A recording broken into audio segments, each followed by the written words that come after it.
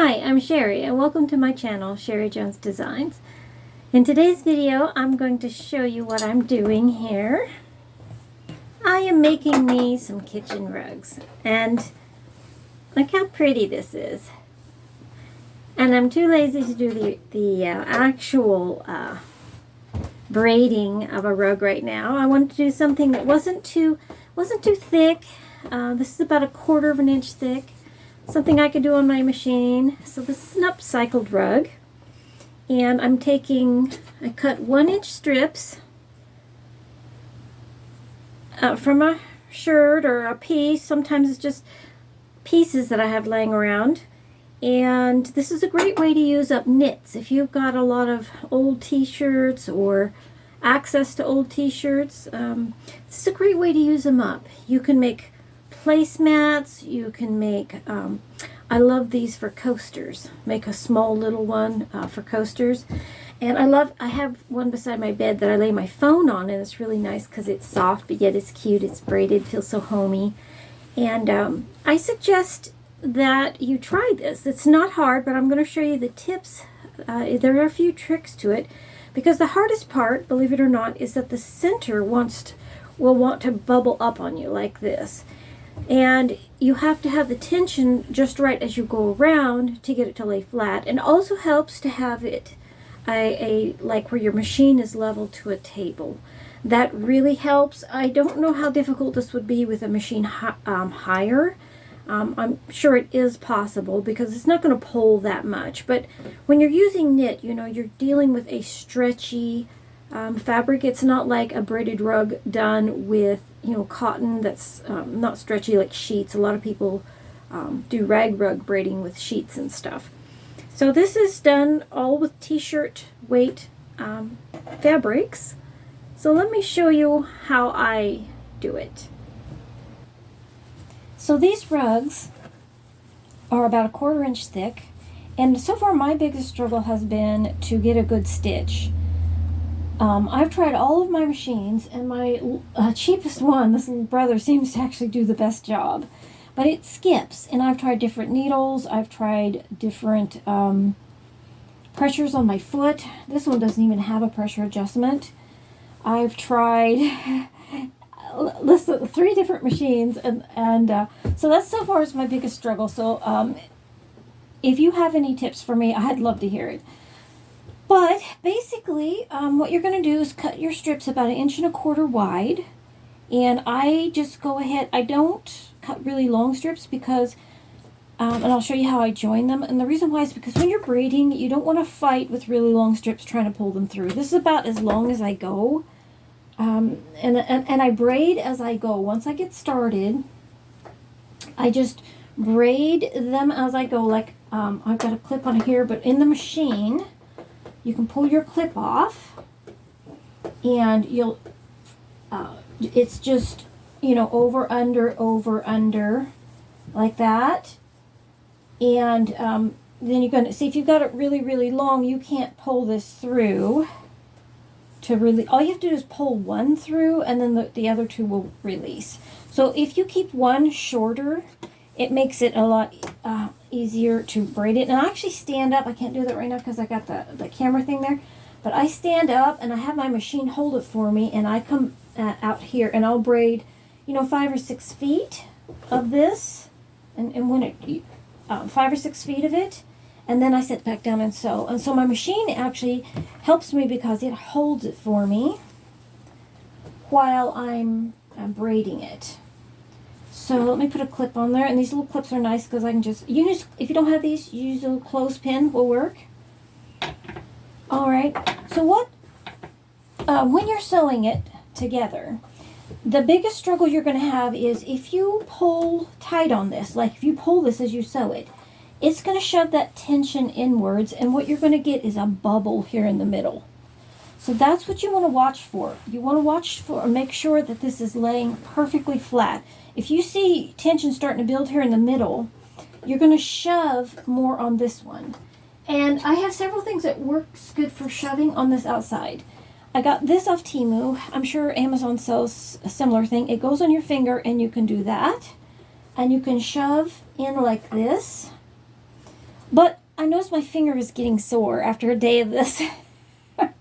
My finger is getting sore. I guess I could put a Band-Aid on and then put it on, and I might be okay. I might try that. But this works really good. This is like a little sewing awl, but it works really good to put pressure on it like that. Let's see if I can. And I just keep it up like this, put some pressure.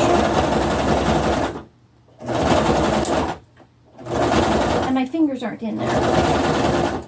And I can actually get a little, because what you want this outside almost to wave. Because what will happen is like I said, the biggest problem is this center wanting to bubble. And hand braiding a rug is the same way. If you hand lace a rug, the biggest struggle is getting the rug to lay flat. And so anyways, now I want to show you how I join my strips. What I do is just like you do when you're doing a regular braided rug. Notice how they sew down. I actually have, you can see little bits of them here. If I have it where I've cut a seam, I do remove that. And what you would do is you're going to take, and I cut my strips and have my strips laying to the side. So in this one I'm using white and gray and then a third color. And I'm not really particular. I've got print sticking up in some areas. The nice thing about this rug is it's pretty on both sides. And I mean, this would make a great cushion to sit on, you know, for a chair, a dining chair. You could make them certain sizes. You could start, I started with a circle, but if you start with a long piece, you'll get an oval rug. So something to think about is that you can determine the size of the rug by, or the shape of it by how you start. So I've got some holes. I'll probably come back and maybe sew those back over where my machine skipped. So let me show you how I join them. I just do the one where you cut. Let's see, I gotta get myself a start here. I double it over and I just make a snip. Oops. Come on, scissors, work with me. Okay, so I've got a hole in this one. And I've got a hole in this one. I don't even care which way is up or down in it. Like, I don't care if I put them together any direction. And I'm pulling through, like one through that hole, and I've got a hole here. And now I'm going to take the other end, and I'm going to go through that hole. And this is very quick. It's way faster than sewing them together, because you'd have to take this out every single time you wanted to join these. And I'm joining them in short pieces so that I can braid them, and it goes much faster. And then once you get it joined, you just kind of flatten out, get the best flat look you can, and then you stretch it. And then that creates, some of this has spandex in it, and it just kind of comes back. And that's how you add pieces on. And I just sit here, I've got my little stash here, and I cut over on my table, and I sit here and I sew them together, and then I sew them down. And my biggest struggle here, like I said, is the fact that my machines keep skipping stitches. I've tried all kind of different sizes of needles, and the only thing I can think is the knit must be grabbing the thread. And I noticed the bigger the needle, the better a success I'm having. So, there might be a needle just for this for sewing knit that would really make it a game changer. I'm going to look into it. So when I braid, what I do here is I unclip it. I make sure I've got my pieces on here. And I stand up. And I just work it. I found that braiding is easier if the braids fall down. They are easy to pull through and untangle. So what I do is I just braid it here. And also I want to note, say here, is when you're braiding, you do want to pull on it a little bit. You want to put a little bit of pressure on it.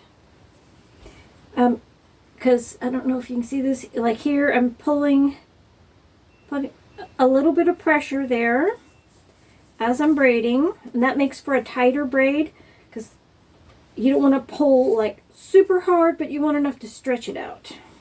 You'll see, because when you let go, it looks like it should. It looks like a nice tight braid. And what I do is I just quickly braid up my length.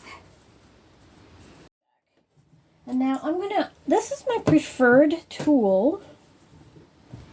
And I'm just going to shove that in and give a little bit of push. And make sure that I'm in between here. Make sure my braid is laying flat.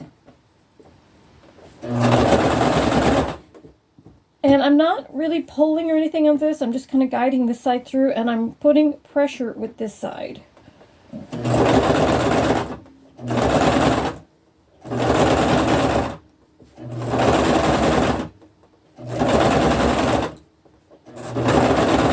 I'm coming up to a knot, and I'll show you what I do there. So I just tuck that knot in, tuck it down, and you can get these, I saw them on Temu for $1. So they're not expensive. I think I saw them for $5, maybe. 3 to 5 on Amazon. If you had an old screwdriver, you could actually sharpen it on have your hubby or somebody sharpen it on a grindstone and use that. Might be other things you can use. Chopstick might work, but I think it might be a little dull because I'm going under here.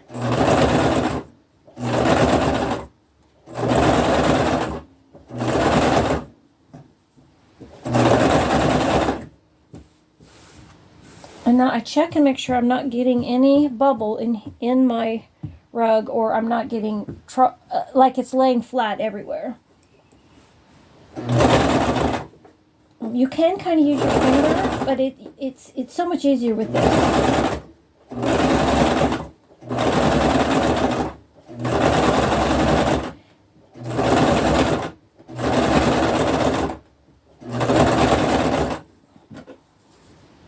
It's doing pretty good stitching, and it's so funny that the cheapest machine is doing the best. I don't know why that is.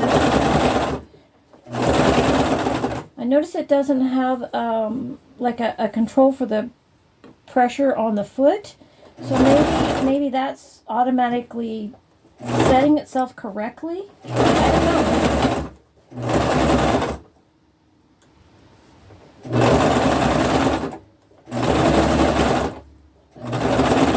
I've seen this little machine a lot of times will go for on Goodwill and things like that for $50. It's not an expensive machine.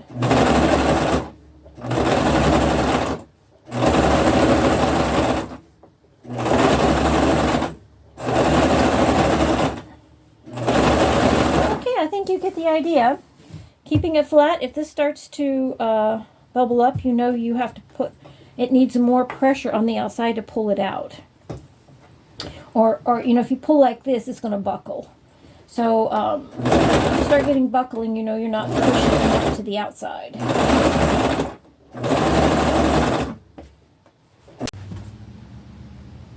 Okay, so I've decided this is going to be, for now, the finished size. And I say finished size because I may eventually add on to it this little rug. And so how I'm going to finish this is I'm going to cut at an angle here, braid out and stitch that, and then I'm just going to stitch it into it. If I want to go back and add to this, I'll take a seam ripper and rip it back, and then just snip into these and add on and keep going. If I decide I want this rug to be bigger, then that's what I'll do. So I love how it turned out. It's laying very flat. I do wish my machine hadn't skipped so many. It does tend to want to, it'll tend to want to do that a little bit. But being knit, it's very strange. You can actually pull. And I need to go through and stitch some of these where my other machine was missing them. But knit is so strange in that it will lay flat, it will buckle, and then you'll think you have it flat, and then it'll turn around and try to buckle again. So, it is so strange. I've got 3 or 4 of these rugs in my house, and I actually really like them.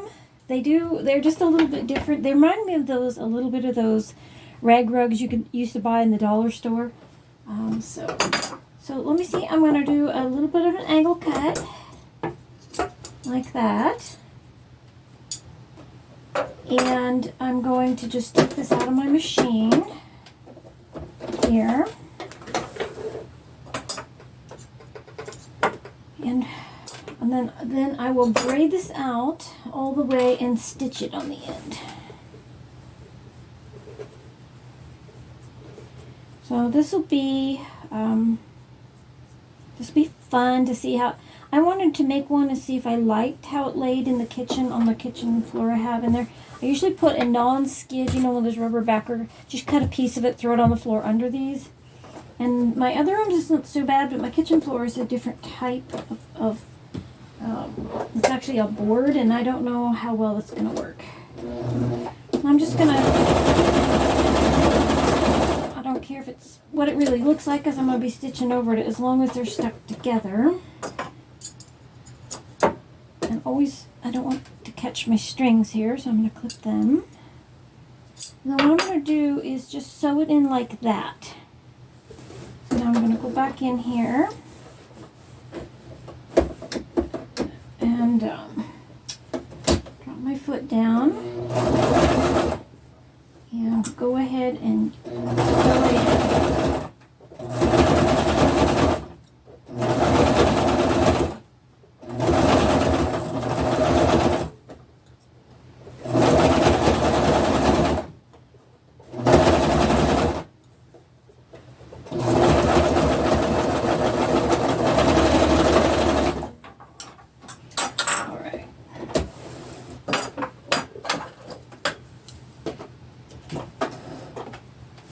One of the neat things I like about adding as I go, here's a little extra piece here, I'm just trim that off.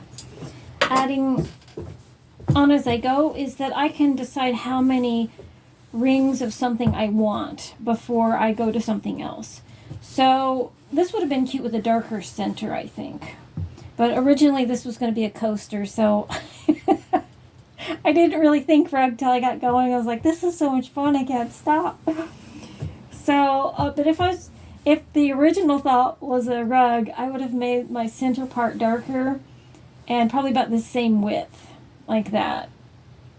So this is the next day, and I tried my rug in the kitchen. I liked it, except all of a sudden, this happens sometimes when you walk on it and things like that, it starts to bubble in the middle. And this is my biggest challenge with braided rugs, whether I hand braid them or whether I do them on my machine, is to not get a bubble in the middle. So I'm going to show you how I deal with that. And I thought this is a perfect opportunity too, because I can replace this if I want to with a darker color.